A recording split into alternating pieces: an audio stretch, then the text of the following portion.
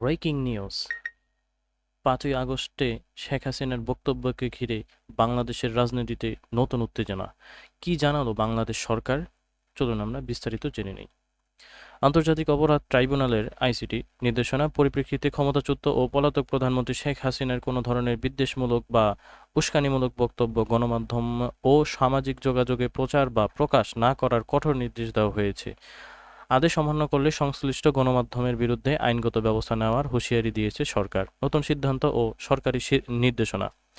আন্তর্জাতিক অপরাধ tribunal ICT পলাতক শেখ হাসিনার বিদ্বেষমূলক বক্তব্য বা উস্কানি প্রচারের ওপর নিষেধাজ্ঞা জারি করেছে।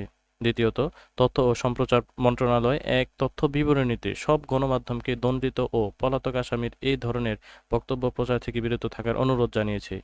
পরবর্তীতে রয়েছে বিআরটিসি এবং জাতীয় সাইবার সুরক্ষা এজেন্সি এনসিএসএ অনলাইন ও ইলেকট্রনিক মাধ্যম থেকে এ জাতীয় বক্তব্য অপসারণ ও অবরুদ্ধ করার নির্দেশ বাস্তবায়নে কাজ করছে। এই ছিল আজকের মতো আপডেট। আমাদের পরবর্তী আপডেট পেতে অবশ্যই চ্যানেলটিকে সাবস্ক্রাইব করে দিবেন এবং লাইক কমেন্ট শেয়ার করে দিবেন। ধন্যবাদ।